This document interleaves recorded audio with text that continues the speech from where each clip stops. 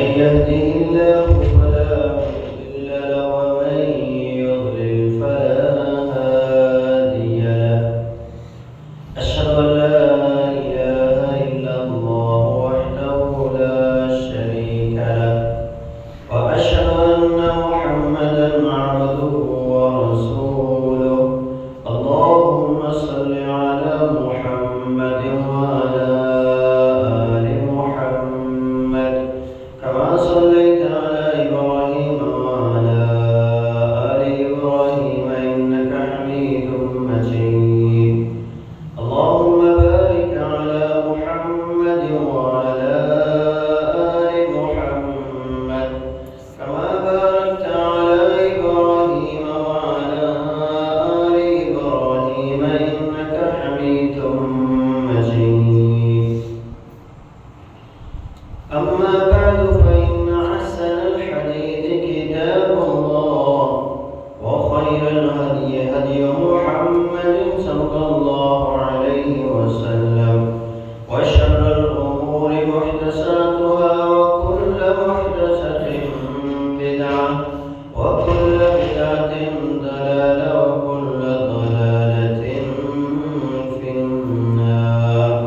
قال الله تبارك وتعالى في القرآن المجيد والفرقان الحميد: أعوذ بالله من الشيطان الرجيم.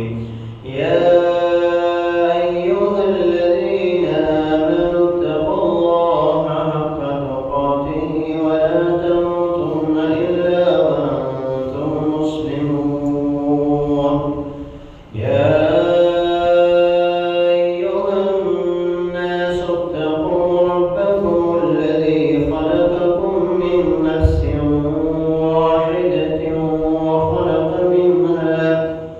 وخلق منها زوجها وبث منهما رجالا كثيرا ونساء، واتقوا الله الذي تساءلون به والأرحام، إن الله كان عليكم رقيبا. يا أيها الذين آمنوا اتقوا الله وقولوا قولا سديدا يصلح لكم أعمالكم ويغفر لكم ذنوبكم، ومن يطع الله ورسوله فقد فاز فوزا عظيما. قال الله تبارك وتعالى في مقام آخر: وإن تعدوا نعمة الله لا تحصوها. तमाम किस्म की तारीफात किबरियाई बड़ाई एकताई अल्लाह ला शरीक के लिए खास है। अल्लाह तबारक व तआला की पाकीज़ा बाबरकत हम्द व सना के बाद आमीन दरूद व सलाम नबी रहमत जनाब मुहम्मद रसूलुल्लाह सल्लल्लाहु अलैहि वसल्लम की ज़ात-ए-अक़दस। बरदर इस्लाम, बुजुर्गों, दोस्तों, पर्दानशीन, माँ बहन, बेटियों, अल्लाह तबारक व तआला के इंसान पर बेशुमार इनामात हैं। अल्लाह की इन नेमतों में एक अज़ीम शान नेमत पानी है। इस दुनिया की बका और इंसानी ज़िंदगी की बका पानी के साथ मुंसलिक है। आप देखते हैं हमारी ज़रूरत की अक्सर चीज़ें उनका ताल्लुक पानी से है, वो पानी के ज़रिए ही हासिल की जाती हैं। मसलन मुर्दा और बंजर ज़मीन को पानी के साथ ही सरसब्ज़-ओ-शदा किया जाता है। ख़ज़ां के बाद جب بہار آتی ہے، برسات شروع ہوتی ہیں، تو پھر درخت بے سر سبز و شاداب ہو جاتے ہیں، پھل پھول اور کھیت لہلہا اٹھتے ہیں، انسان کی خوراک جتنی ہے وہ اسی پانی کے ذریعے سے حاصل کی جاتی ہے۔ انسان اپنی نجاست کو پانی کے ذریعے ہی ختم کرتا ہے،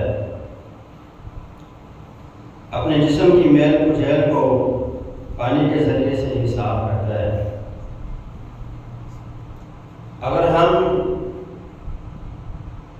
پانی کی اہمیت کو سمجھیں تو ہماری زندگی بھی اسی پانی سے ہی ہمیں دی گئی ہے۔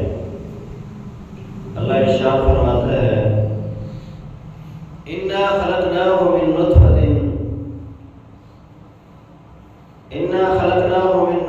أَمْشَاجٍ نَبْتَلِيهِ فَجَعَلْنَاهُ سَمِيعًا بَصِيرًا، کہ پانی کے ایک قطرے سے ہم نے انسان کی تخلیق کی ہے اور اسے ایک سننے والا، دیکھنے والا انسان بنایا ہے۔ ایک اور مقام پہ اللہ تبارک و تعالی اس طرح ارشاد فرماتے ہیں، وَهُوَ الَّذِي خَلَقَ مِنَ الْمَاءِ بَشَرًا فَجَعَلَهُ نَسَبًا وَصِهْرًا وَكَانَ رَبُّكَ قَدِيرًا، اور اللہ وہ ذات ہے کہ جس نے پانی سے انسان کو پیدا کیا ہے اور اس کے خاندان اور سسرال والے بھی بنائے ہیں۔ اس کام پر صرف اور صرف تیرا رب ہی قادر ہے۔ پھر آپ دیکھتے ہیں جب انسان اپنی ماں کے پیٹ میں ہوتا ہے تو اسی پانی کے اندر ہی اسے رکھا جاتا ہے، جسے واٹر بلون کہتے ہیں۔ پھر جب دنیا میں آتا ہے تو اس کی خوراک پانی بن جاتا ہے، اور جب اس دنیا سے جاتا ہے آدمی برزخ کی طرف سفر کرتا ہے تو اسے غسل بھی پانی سے دیا جاتا ہے، اور پھر جب قبر میں دفن کر دیا جاتا ہے تو قبر کے اوپر بھی پانی کا چھڑکاؤ کیا جاتا ہے۔ انسان ہی نہیں بلکہ جتنی بھی جاندار مخلوقات ہیں، تمام کی تخلیق اللہ تبارک و تعالیٰ نے پانی سے ہی کی۔ اللہ تبارک و تعالیٰ ارشاد فرماتا ہے، وَجَعَلْنَا مِنَ الْمَاءِ كُلَّ شَيْءٍ حَيٍّ، ہر زندہ چیز، ہر سانس لینے والی چیز کو اللہ تبارک و تعالیٰ نے پانی سے ہی پیدا کیا ہے۔ وَاللَّهُ خَلَقَ كُلَّ دَابَّةٍ مِّن مَّاءٍ، ہر قسم کے جاندار چوپائے بھی اللہ نے پانی سے ہی پیدا کی، اور ان کے آگے اللہ نے وضاحت قرآن میں بیان فرمائی، مِنْهُم مَّن يَمْشِي عَلَىٰ رِجْلَيْنِ، ان میں سے کچھ ایسے ہیں جو دو ٹانگوں پر چلتے ہیں، اور ان میں سے کچھ ایسے ہیں یمشی علی اربعین، جو چار ٹانگوں پر چلتے ہیں، اور ان میں سے کچھ ایسے ہیں جو اپنے پیٹ کے بل چلتے ہیں، یعنی ٹانگیں نہیں ہیں، سانپ وغیرہ اس طرح کی چیز۔ ہر جاندار چیز اور انسانوں کو اللہ نے پانی سے پیدا کیا ہے۔ تو پانی ہماری بنیادی ضرورت بھی ہے۔ اسی طرح پانی اللہ تبارک و تعالیٰ کی ایک مخلوق ہے، جس طرح انسان اللہ کی مخلوق ہے، جنات فرشتے اللہ کی مخلوق ہیں، پہاڑ زمین آسمان اللہ کی مخلوق ہے، اسی طرح پانی بھی اللہ کی مخلوق ہے، اور یہ اللہ کے حکم کے تابع ہے۔ اللہ آسمان سے اسے حکم دے برسنے کا تو یہ آسمان سے برستا ہے، زمین سے نکلنے کا اللہ اسے حکم دے تو یہ زمین سے نکلتا ہے، پہاڑوں سے اللہ اس کو نکلنے کا حکم دے تو یہ پہاڑوں سے نکلتا ہے۔ تو یہ اللہ تبارک و تعالیٰ کے حکم کے تابع ہے۔ ہمارے پاس جو اللہ کی یہ نعمت ہے، یہ چار شکلوں کے اندر موجود ہے۔ پہلی شکل سمندر کی ہے، دوسری شکل گلیشیئرز کی ہے، تیسری بارش کی صورت میں ہے، اور چوتھی زیر زمین پانی کی صورت میں ہے۔ یہ چار صورتوں میں پانی ہمارے پاس موجود ہے۔ پہلی صورت جو سمندر کی ہے، پوری دنیا کے اندر، پوری روئے زمین پر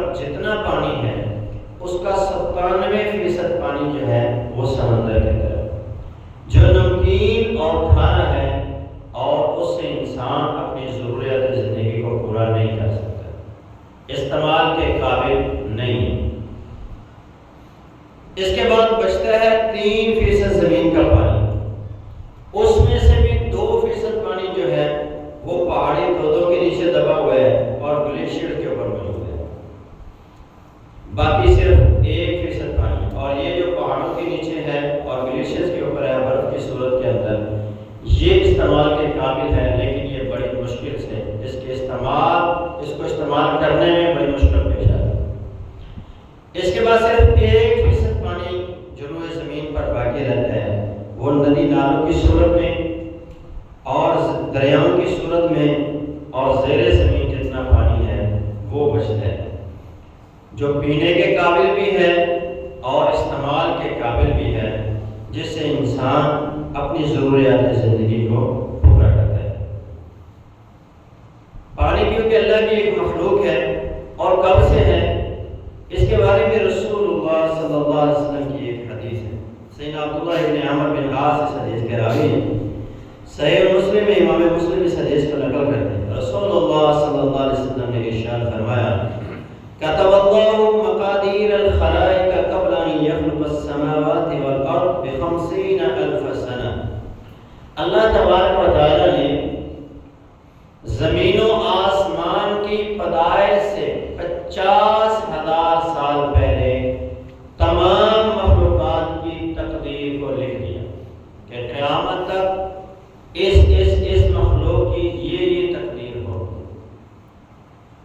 اور اس کے آگے اللہ کے رسول فرماتے ہیں وعرشہ علی الماء، اور اس وقت اللہ تبارک و تعالیٰ کا عرش جو تھا وہ پانی کے اوپر۔ تو قدیم ترین مخلوقات میں سے پانی بھی اللہ کی ایک قدیم ترین مخلوق ہے۔ پانی کے نزول کا بھی ایک اور مقام اللہ تبارک و تعالیٰ قرآن مجید میں بیان کرتے ہیں، وَأَنزَلْنَا مِنَ السَّمَاءِ مَاءً بِقَدَرٍ فَأَسْقَيْنَاهُ فِي الْأَرْضِ وَإِنَّا عَلَى ذَهَابٍ بِهِ لَقَادِرُونَ۔ فرمایا ہم نے آسمان سے پانی کو ایک اندازے کے مطابق اتارا اور پھر اس کو زمین کے اندر ٹھہرا دیا، اور ہم اس کے غائب کرنے پر، اس کے لے جانے پر قادر ہیں۔ اس کا ایک مطلب تو عام فہم جو ہم سمجھتے ہیں وہ یہی ہے کہ جب بارش نازل ہوتی ہے تو اللہ کے اندازے کے مطابق وہ نازل ہوتی ہے، جتنی اللہ چاہتا ہے اتنی نازل ہوتی ہے۔ ایک اس کا مطلب مولانا مودودی نے اپنی تفسیر میں نقل کیا ہے، اور وہ بڑا اہم نقطہ انہوں نے بیان کیا ہے کہ جب اللہ تبارک و تعالیٰ نے زمین کو تخلیق کیا، آسمان کو تخلیق کیا، تو جتنی ضرورت زمین کو پانی کی تھی، اللہ تبارک و تعالیٰ کی ذات نے اتنا پانی زمین پر نازل کر کے زمین کے اندر ذخیرہ کر دیا۔ اب قیامت تک جتنی لوگوں کو ضرورت ہے اپنی ضرورت کے مطابق وہ پانی وہاں سے استعمال کرتے رہیں گے، اور یہ اللہ کے اندازے کے مطابق ہے، اور یہ بڑی عام بات ہے جو انہوں نے بیان فرمائی۔ پانی جو ہے یہ اللہ تبارک و تعالیٰ کی مخلوق بھی ہے، اور اللہ تبارک و تعالیٰ کی معرفت اور اس کی پہچان بھی۔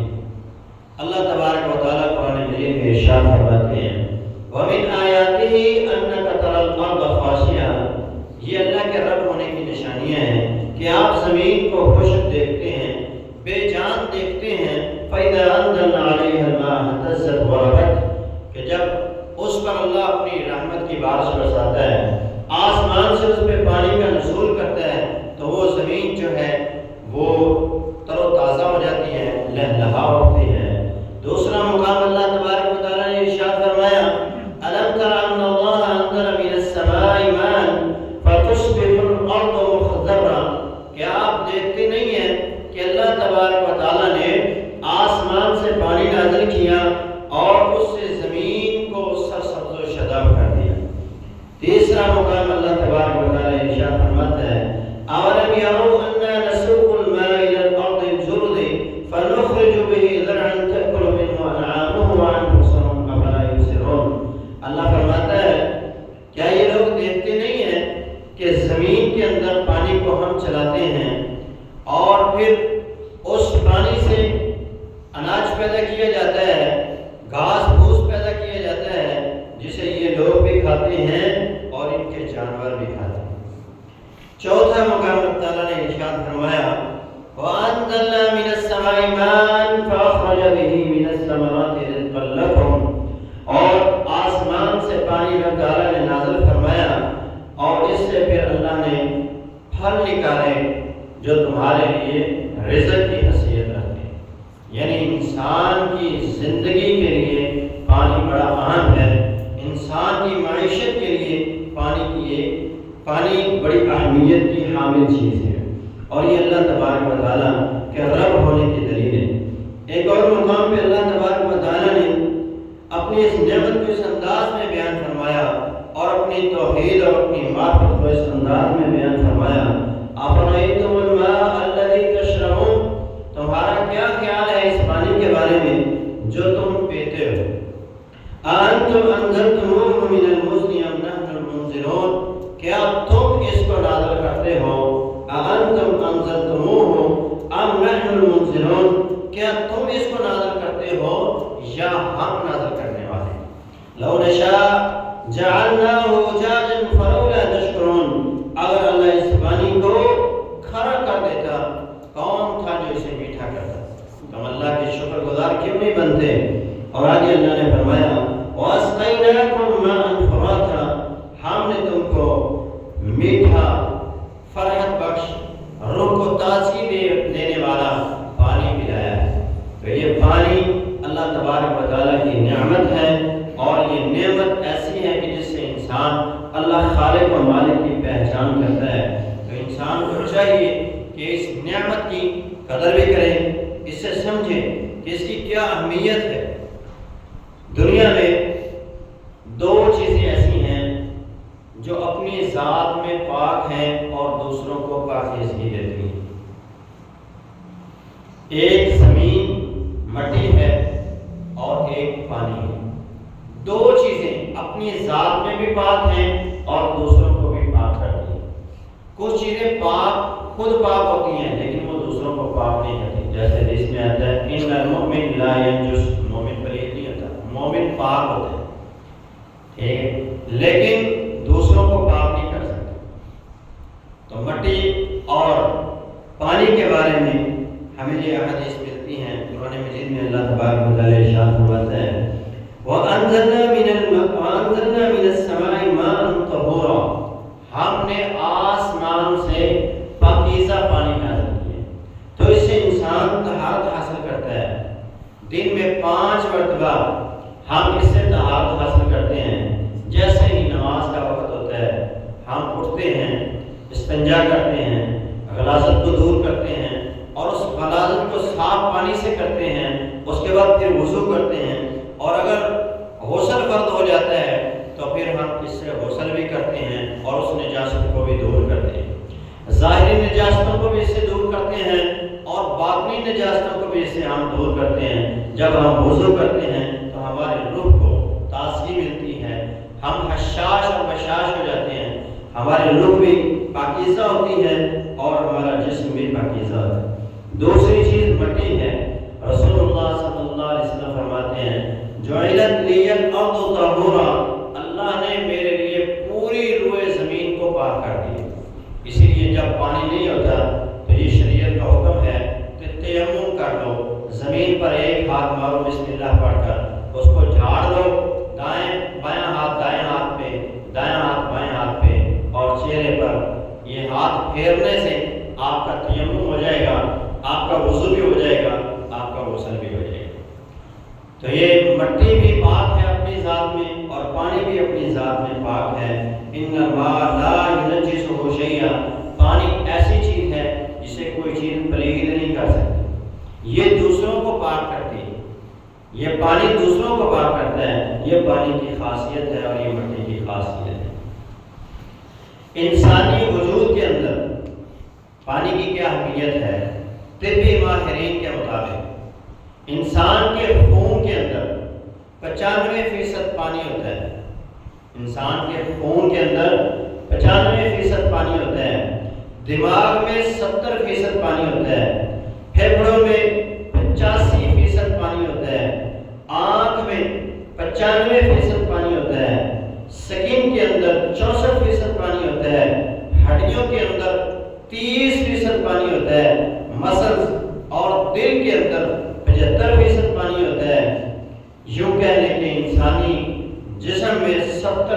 پانی ہے اور 30% ہڈیاں اور گوشت ہے۔ آپ تھوڑا سا اندازہ کریں کہ منہ کا لعاب اگر خشک ہو جائے تو انسان کلام نہیں کر سکتا، آنکھ کا پانی اگر خشک ہو جائے تو انسان کی نظر ختم ہو جاتی ہے۔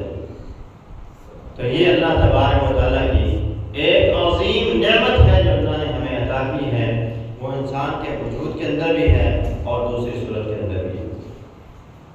پانی پینے سے ہم اپنی پیاس کو بجھاتے ہیں، کھانا کھاتے ہیں تو کھانا ہضم کرنے میں پانی مدد کرتا ہے، پھر کھانے کو ہضم کرنے کے بعد فضلہ اور پیشاب کی صورت میں پانی ہی نکلنے میں مدد اور رہنمائی کرتا ہے۔ اگر انسانی جسم میں پانی کی کمی ہو جائے تو انسان موت کی آغوش میں چلا جاتا ہے۔ اگر پانی کی زیادتی انسان کے وجود میں ہو جائے، یہ ساری اللہ تعالیٰ کی عظیم قدرت ہے جو جس نے انسان کے وجود میں پانی بھی رکھا ہے، اس کو نکلنے کا راستہ بھی دیا ہے، پسینے کی صورت میں، پیشاب کی صورت میں۔ جتنی انسان کے وجود کو پانی کی ضرورت ہوتی ہے اتنا پانی اللہ ہمارے وجود میں رکھتا ہے، اور جو زائد پانی ہوتا ہے اس کو نکال دیتا ہے۔ اگر یہ سسٹم اندر کا خراب ہو جائے اور پانی وجود سے نہ نکلے تو پھر انسان کے گردے خراب ہو جاتے ہیں اور انسان کا جسم پھولنا شروع ہو جاتا ہے اور انسان کی موت واقع ہے۔ پانی کی کمی بھی اور پانی کی زیادتی بھی دونوں ہی انسان کے وجود کے لیے ٹھیک نہیں۔ پانی کے فوائد میں سے یہ چیز بھی سمجھ آتی ہے کہ انسان کے جسم کے ٹمپریچر کو کنٹرول رکھنے کے لیے اللہ تبارک تعالیٰ نے یہ نعمت بھی عطا فرمائی کہ جب جس انسان کا بی پی زیادہ بڑھتا ہے، اگر وہ پانی زیادہ پیتا ہے تو اس کا وہ بی پی کنٹرول رہتا ہے۔ اسی طرح باہر کا وجود جب گرم ہو جاتا ہے بخار کی صورت میں تو پھر رسول اللہ صلی اللہ علیہ وسلم کی حدیث ہے، آپ نے ارشاد فرمایا الہما من فی جہنم فبردوها بالماء، جب جسم کا بخار حد سے بڑھ جاتا ہے تو اس کو پانی سے ٹھنڈا کرو، کیونکہ یہ جہنم کی لو ہے۔ عام جب ہم دیکھتے ہیں بخار نہیں ٹوٹ رہا ہوتا تو ڈاکٹر کہتے ہیں اس کو پٹیاں کرو، ٹھنڈے پانی کی پٹیاں کرو، اور جب پٹیوں سے نہیں ٹوٹتا تو پھر اس کو ٹوٹی کے نیچے بڑھا کے ٹوٹی کھول دیتے ہیں۔ تو یہ رسول اللہ صلی اللہ علیہ وسلم کا تجویز کیا ہوا فارمولہ ہے۔ انسان کے جسم کے ٹمپریچر کو کنٹرول کرنے کے لیے پانی ایک عظیم نعمت ہے جو اللہ نے عطا فرمائی۔ اس نعمت کے بے شمار فوائد ہیں، یہ بڑی عظیم نعمت ہے تو اس کو ضائع نہیں کرنا چاہیے۔ اس کا استعمال کیا جائے تو احتیاط کے ساتھ استعمال کیا جائے، اس پانی سے دوسروں کو فائدہ پہنچایا جائے تو یہ نعمت کی قدر ہوگی۔ رسول اللہ صلی اللہ علیہ وسلم سیدنا عبداللہ بن عمرو بن عاص رضی اللہ تعالیٰ عنہ کے پاس سے گزرے تو اس وقت وہ وضو کر رہے تھے تو رسول اللہ صلی اللہ علیہ وسلم نے انہیں دیکھا کہ وہ پانی کا بے دریغ استعمال کر رہے ہیں۔ جس طرح ہم ڈوری پر بیٹھ جاتے ہیں نا کھول کے تو دو ہم پانی لگا دیتے ہیں وضو کرنے کے اوپر۔ رسول اللہ صلی اللہ علیہ وسلم کی یہ سنت مبارکہ تھی کہ آپ جب وضو کرتے تو ایک مد پانی کے ساتھ وضو کیا کرتے۔ ایک مد تقریباً پاؤ سے کچھ زیادہ ہوتا ہے، آدھا کلو کے قریب۔ ایک مد جو ہوتا ہے وہ 3 پاؤ کے قریب ہوتا ہے، 3 پاؤ کے 3 پاؤ پانی سے رسول اللہ صلی اللہ علیہ وسلم وضو کیا کرتے تھے، اور تقریباً 2.5 سے پونے 3 یا 3 کلو پانی سے اللہ کے رسول غسل کیا کرتے تھے۔ اب آپ اندازہ کریں رسول اللہ صلی اللہ علیہ وسلم کے بال بھی بڑے بڑے تھے، جسامت بھی اچھی خاصی تھی۔ یہ رسول اللہ صلی اللہ علیہ وسلم وضو کا طریقہ تھا کہ آپ ایک مد پانی سے یعنی 3 پاؤ پانی سے آپ وضو کرتے اور 2.5 پونے 3 کلو پانی سے آپ غسل کیا کرتے۔ اور اب آپ دیکھیں کہ جب ہم وضو کرنے کے لیے ٹوٹی پر بیٹھتے ہیں تو کتنا پانی استعمال کرتے ہیں۔ رسول اللہ صلی اللہ علیہ وسلم نے جب عبداللہ رضی اللہ عنہ کو دیکھا کہ وہ پانی کا بے دریغ استعمال کر رہے ہیں تو آپ نے فرمایا ما ھذا اسراف، یہ کیسی فضول خرچی ہے؟ اس نے کہا آپ فی الوضوء اسراف، کیا وضو کے اندر بھی اسراف ہوتا ہے؟ تو رسول اللہ صلی اللہ علیہ وسلم نے فرمایا وَإِن كُنْتَ عَلَى نَهْرٍ جَارٍ، ہاں اسراف تب بھی ہوگا اگر تم نہر کے کنارے بیٹھ کے بھی غسل کرنا، تو یعنی احتیاط کرنا ہے پانی کو استعمال کرنے کے اندر، کیونکہ یہ اللہ تبارک و تعالیٰ کی بڑی عظیم نعمت ہے۔ اگر اس نعمت کی قدر آپ جاننا چاہتے ہیں تو تھر کے علاقے میں رہنے والے لوگوں کو دیکھیں اور بلوچستان کے ان علاقوں میں جا کر دیکھیں کہ جہاں پانی کا ایک مشکیزہ، ایک گھڑا لینے کے لیے 5-10 لیٹر پانی لینے کے لیے انہیں 20-25 کلومیٹر سفر کرنا پڑتا ہے، اور کئی علاقے تو ایسے ہیں کہ بارش ہو تو انہیں پانی پینا نصیب ہوتا ہے، نہیں تو نہیں۔ اور وہ لوگ ایسے زندگی گزارتے ہیں کہ اسی حوض سے وہ پانی پی رہے ہیں، اسی حوض سے ان کے جانور پانی پی رہے ہیں۔ تو یہ اللہ تعالیٰ کی بڑی عظیم نعمت ہے کہ اللہ نے ہمیں عطا کی ہوئی ہے، اس کو استعمال کرتے ہوئے اس میں احتیاط کے پہلو کو سامنے رکھا ہے۔ اس پانی سے آپ صدقے کا اجر و ثواب حاصل کر سکتے ہیں اور قیامت کے دن کی ندامت، پریشانی سے اپنے آپ کو محفوظ کر سکتے ہیں۔ رسول اللہ صلی اللہ علیہ وسلم کی حدیث ہے، حدیث قدسی ہے، اللہ تعالیٰ ارشاد فرمائیں کہ قیامت کا دن ہوگا، اللہ فرمائیں گے ابن آدم دنیا میں مجھے لباس کی ضرورت تھی، تو نے مجھے لباس کیوں نہیں دیا؟ دنیا میں بھوکا تھا، تو نے مجھے کھلایا کیوں نہیں؟ دنیا میں مجھے پیاس لگی تھی، تو نے مجھے پلایا کیوں نہیں؟ ابن آدم کہے گا اے رب العالمین، تو پوری کائنات کو کھلانے والا، پلانے والا، لباس دینے والا، ان کی ضرورتوں کو پورا کرنے والا، تو ان چیزوں سے بے نیاز۔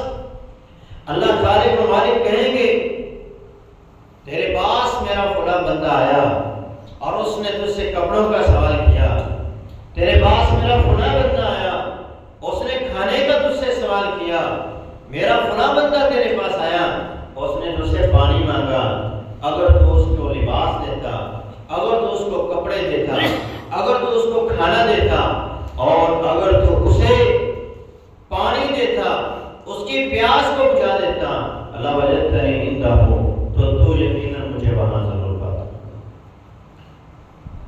انسان قیامت کے دن کی ندامت سے، پریشانی سے بچ جائے گا اگر دنیا میں اس سے کوئی بندہ پانی مانگتا ہے تو وہ پانی اس کو پلا دیتا ہے، کسی ضرورت مند کی ضرورت کو پورا کر دیتا ہے، تو قیامت کے دن کی ندامت سے، پریشانی سے بندہ اپنے آپ کو محفوظ کر لے۔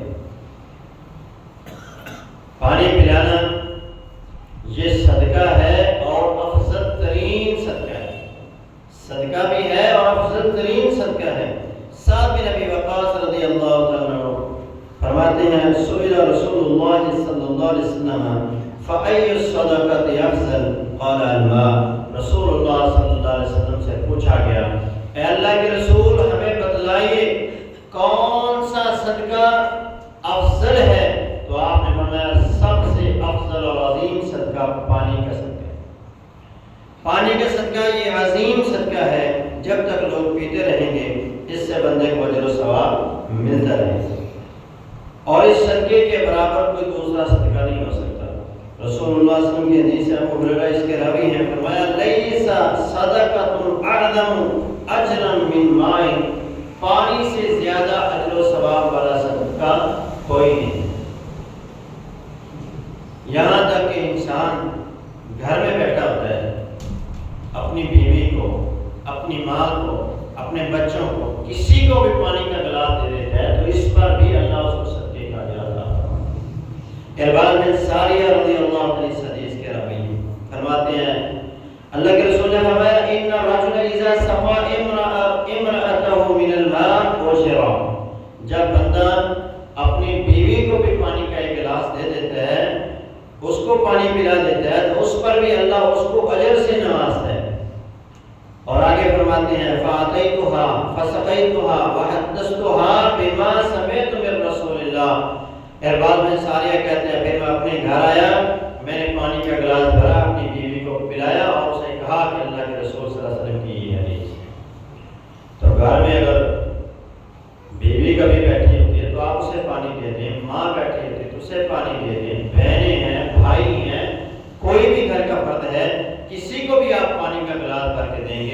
تو اس پہ اللہ آپ کو صدقے کا اجر و ثواب عطا فرمائے۔ اسی طرح انسان کے جو عزیز و اقربا ہوتے ہیں، فوت ہو جاتے ہیں، والدین کی صورت میں، بہن بھائیوں کی صورت میں، اولاد کی صورت میں، تو ان کی طرف سے مرنے کے بعد بھی اگر کوئی بندہ صدقہ کرنا چاہے تو پانی اس کے لیے بہترین صدقہ ہے۔ سیدنا سعد بن ابی وقاص فرماتے ہیں میری ماں جب فوت ہوئی تو میں اللہ کے رسول کے پاس آیا اور فرمایا ان امی ماتت، اے اللہ کے رسول بے شک میری ماں فوت ہو گئی ہے، اگر وہ زندہ رہتی، زندگی اس کے ساتھ وفا کرتی تو وہ مجھے ضرور صدقہ کرنے کا حکم دیتی، لیکن اب چونکہ وہ فوت ہو چکی ہے تو کیا میں اپنی ماں کی طرف سے صدقہ کر سکتا ہوں، اور کون سا صدقہ کر سکتا ہوں جس کا اسے زیادہ اجر ملے؟ تو آپ نے فرمایا ہاں تو اس کی طرف سے صدقہ کر سکتے ہیں، اور صدقہ اس کی طرف سے پانی کا صدقہ کرو۔ فحفر بئرا، تو اس نے ایک کنواں کھدوایا اور وہ کنواں مشہور ہو گیا بئر ام سعد، حضرت ام سعد رضی اللہ تعالی عنہا کے نام سے وہ کنواں مشہور ہوا کہ یہ سعد کی ماں کا کنواں ہے۔ رسول اللہ صلی اللہ علیہ وسلم کی ایک اور حدیث ہے، اور یہ پانی کا صدقہ جو ہے یہ صدقہ جاریہ میں سے، کچھ صدقے ایسے ہوتے ہیں کہ انسان کرتا ہے اور اس وقت انسان کو اس کا اجر ملتا ہے اور اس کے بعد ختم ہو جاتا ہے۔ مثال کے طور پہ ایک بندے نے دیگ بنائی، کھانا بنایا، لوگوں نے کھایا، ختم۔ کسی کو آپ نے پانی دیا، اس نے پی لیا، آپ کو ثواب مل گیا، اس کے بعد ختم۔ لیکن جو آپ فلٹر لگوا دیتے ہیں، آپ کسی مسجد میں کسی جگہ پہ بور کروا دیتے ہیں، کسی غریب کے گھر میں بور کروا دیتے ہیں، آپ کولر لگوا دیتے ہیں، یعنی جس سے لوگ پانی بھرتے رہتے ہیں، پانی پیتے رہتے ہیں، جب تک وہ چیز جاری و ساری رہے گی اجر و ثواب جاری و ساری رہے گی۔ رسول اللہ صلی اللہ علیہ وسلم نے فرمایا سبع یجری للعبد اجرهن وهو فی قبرہ بعد موتہ، انسان جب اپنی قبر میں ہوتا ہے اپنی موت کے بعد تو 7 چیزوں کا اجر اس کے لیے جاری و ساری رہتا ہے۔ ان میں پہلی چیز کیا ہے؟ من علم علما، جو اس نے کسی کو علم سکھایا۔ علم سکھایا ہوا جب تک لوگ اس پر عمل کرتے رہیں گے وہ قبر میں بھی پڑا ہے، اجر و ثواب جاری و ساری رہے۔ مثال کے طور پہ میں آپ کو خطبہ دے رہا ہوں، آپ کو سمجھا رہا ہوں دین کی بات، آپ ایک بات سن رہے ہیں، اس پہ آپ عمل کریں، جب تک آپ عمل کرتے رہیں گے آپ کو بھی اس کا اجر ملتا رہے گا اور مجھے بھی اس کا اجر ملتا رہے گا۔ تو اسی لیے جب کوئی بات آپ تک پہنچتی ہے تو اس کو دوسروں تک پہنچا دیا کریں تاکہ آپ کے نامہ اعمال کے اندر بھی یہ چیز اجر و ثواب کا باعث ہے۔ اسی طرح آگے آپ نے فرمایا او کرا نہرن، یا کسی بندے نے نہر کھدوا دی، نہر کھدوا دی، لوگ اس نہر سے فائدہ اٹھاتے ہیں تو اس کا اجر و ثواب بھی اسے مل جائے۔ او حفر بئرن، یا اس نے کنواں کھدوا دیا، او ورث نخلا، یا اس نے کوئی درخت لگا دیا، او بنا مسجد، یا اس نے کوئی مسجد بنائی، او ورث مصحفا، یا اس نے مصحف کسی کو لے کر دے دیا، قرآن کسی کو گفٹ کر دیا، کوئی اسلامی کتاب کسی کو دے دی، لوگ اسے پڑھتے ہیں، جب تک وہ پڑھتے رہیں گے اس کو اجر ملتا رہے گا۔ او ترک ولدا یستغفر له من بعد موتہ، یا اس کی نیک اولاد ہے جو مرنے کے بعد اس کے لیے استغفار کرتی ہے، تو مرنے کے بعد بھی ان چیزوں کا اجر و ثواب بندے کے نامہ اعمال میں جاتا رہتا ہے۔ اور اس میں ہے کنویں کا کھدوانا، یعنی فلٹر، بور وغیرہ اس طرح کی کوئی بھی چیز آپ کر سکتے ہیں۔ پانی پلانے سے بندے کی تمام جو حاجات ہیں، جو ضروریات زندگی کی چیزیں ہیں، وہ اللہ اسے عطا کر دیتے ہیں۔ اتنا عظیم صدقہ ہے۔ سیدنا موسیٰ علیہ السلام کا واقعہ اللہ نے قرآن میں بیان فرمایا کہ جب وہ مصر سے بھاگے تو مدین کی طرف آئے، مدین پہنچے تو وہاں انہوں نے دیکھا کہ 2 عورتیں اپنی بکریوں کو لے کر سائڈ پہ کھڑی ہیں، تو لوگ اپنی بکریوں کو پانی پلا کے چلے گئے، حضرت موسیٰ علیہ السلام نے ان کی بکریوں کو پانی پلایا۔ فَسَقَاهُمَا ثُمَّ تَوَلَّى إِلَى الظِّلِّ فَقَالَ رَبِّ إِنِّي لِمَا أَنزَلْتَ إِلَيَّ خَيْرٌ فَقِيرٌ۔ حضرت موسیٰ علیہ السلام نے ان کی بکریوں کو پانی پلایا، تو اللہ سے یہ دعا کرتے ہیں اللہ بھوک لگی ہے، میرے لیے بھوک کا انتظام، میرے کھانے کا انتظام کیا جائے۔ تو اللہ نے اس عمل کی برکت سے انہیں جو خوف تھا وہ بھی ختم کر دیا، ان کو ان کے رہنے کے لیے رہائش کا بھی انتظام کر دیا، اور انہیں بیوی بھی عطا کر دی، اور کھانے پینے کے لیے اللہ نے کاروبار بھی تو یہ چار انسان کی ضرورت کی چیزیں ہیں. انسان کو امن مل جائے، انسان کو رہنے کے لیے گھر مل جائے، انسان کو کاروبار مل جائے، انسان کی شادی ہو جائے، تو یہ دنیا کی سب سے بنیادی چیزیں ہیں. اور جو بندہ اس نیکی والے عمل کو جاری ساری رکھے گا، اللہ تبارک و تعالیٰ اسے ضرور یہ چیزیں عطا فرمائے.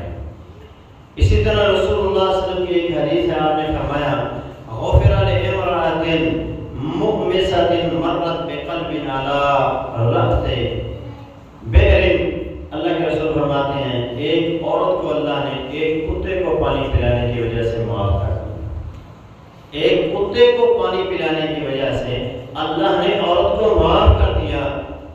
کیا کہ اس عورت نے دیکھا کہ ایک کنویں کے قریب ایک کتے کا بچہ جو ہے وہ پیاس سے بلک رہا ہے. اس نے اپنے دوپٹے کو پھاڑا اور اپنے موزے کے ساتھ اس دوپٹے کو باندھا اور موزے کو کنویں میں لٹکایا اور اس نے وہ پانی بھر کے اس کتے کے بچے کو پلایا.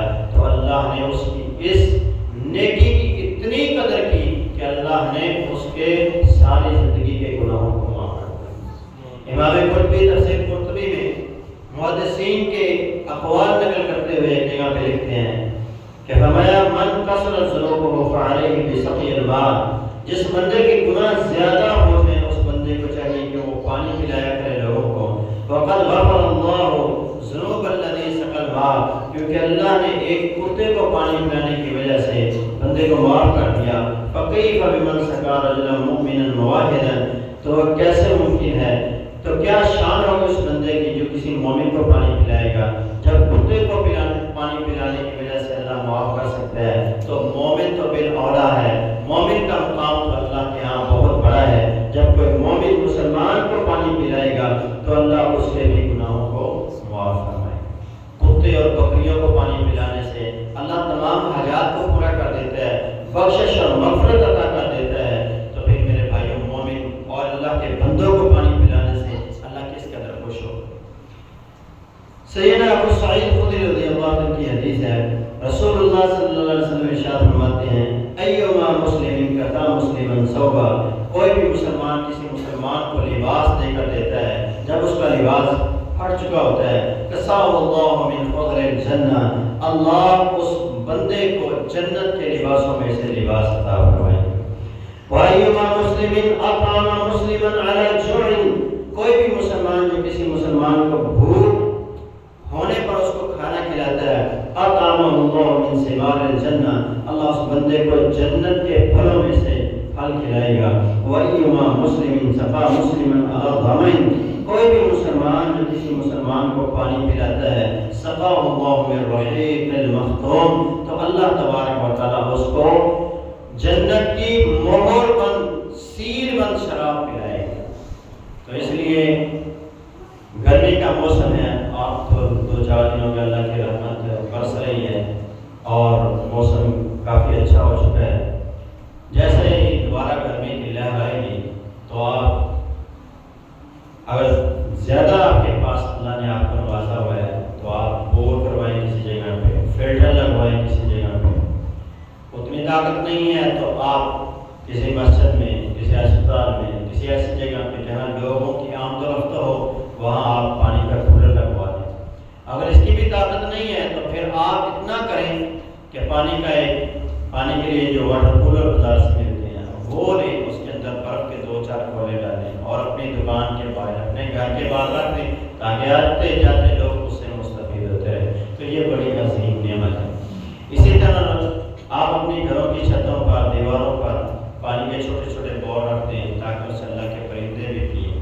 وہ ایک صحابی تھے، رسول اللہ صلی اللہ علیہ وسلم کے پاس آئے، انہوں نے کہا اللہ کے رسول میرا حوض ہے، میں وہاں سے پانی نکالتا ہوں کنویں سے، تو میرا حوض جب بھر جاتا ہے تو میں اپنے جانوروں کو پلا رہا ہوتا ہوں تو دوسرے لوگوں کے جانور بھی آ کر پیتے ہیں. تو آپ نے فرمایا کیا مجھے ان کے پانی پینے پر اجر ملے گا؟ آپ نے لکل کعبۃ صدقہ، ہر جگر رکھنے والی چیز کو کے ساتھ جب تم نیکی کرو گے، پانی پلاؤ گے، خوراک اس کو دو گے تو اللہ تبارک و تعالیٰ اس کے اندر تمہیں صدقہ کے اجر و ثواب سے نوازے گا. تو اللہ کی کوئی بھی مخلوق ہے اس کے لیے آپ جب کوئی بھی نیکی کا کام کریں گے تو اللہ تبارک و تعالیٰ اس کا اجر و ثواب عطا فرمائے گا. یہ پانی کے چند احکامات ہیں جو آپ